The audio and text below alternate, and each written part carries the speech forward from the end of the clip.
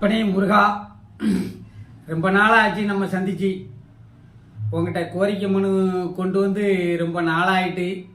முருகா, இவன் எப்போ வந்தாலும் ஏதாவது ஒரு நாட்டு பிரச்சனையை கொண்டு வாரானே அப்படின்ட்டு முருகா நீ நினைச்சிடக்கூடாதுன்ட்டு தான் நான் ஒரு வாரமாக உன்னை சந்திக்கிறதை தவிர்த்துட்டேன்.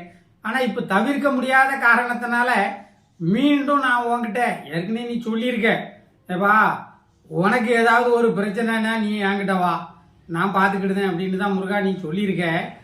ஆனாலும் நம்ம சரி, உனக்கு உலகத்தில் 1008 பிரச்சனை, எப்போ பார்த்தாலும் இவன் ஒரு பிரச்சனையை கொண்டுக்கிட்டே வாரானே அப்படின்னு நீ நினைச்சிடக்கூடாதுன்னு தான் நான் வராமல் இருந்தேன் முருகா. இப்போ வேற ஒன்றும் இல்லை,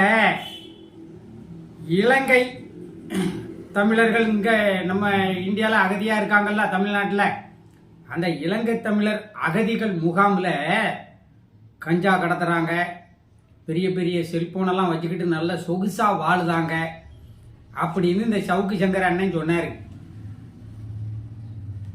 என்ன முருகா, அந்த காவல்துறையில் பெண் போலீஸு பற்றி அவதூறாக பேசினாங்க, பெண் காவலர்களை பற்றி, மேலதிகாரிகள்கிட்ட அப்படி இப்படின்னு தப்பாக பேசினா வா கொழுப்பு.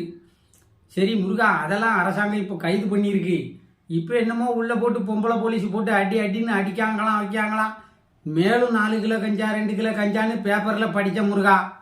ஆனால் இவன் இந்த இலங்கை தமிழரை பற்றி எவ்வளோ அவதூறாக பேசினான். ஒருவேளை இலங்கை தமிழர்கள் பாவம் தான் இப்போ அவனை அதே கேஸில் மாட்ட வச்சிருக்கோம் முருகா. என்னன்னு தெரியல முருகா. எதா இருந்தாலும் நாட்டு நடப்பை கொஞ்சம் கவனிச்சுக்கோ என்ன. இப்போ இன்னைக்கு வேற வடபழனியில் தேரோட்டம்னு டிவியில் பார்த்தேன், மிக்க மகிழ்ச்சி முருகா.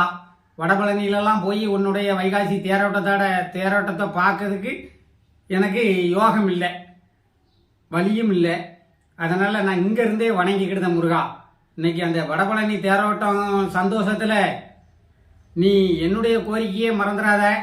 இந்த சவுக்கு சங்கர் விஷயத்தில் கொஞ்சம் கண்காணிப்பாக இருந்துக்க முருகா. அவன் ரொம்ப மோசடியான ஆள் அப்படின்னு சொல்லுதாங்க.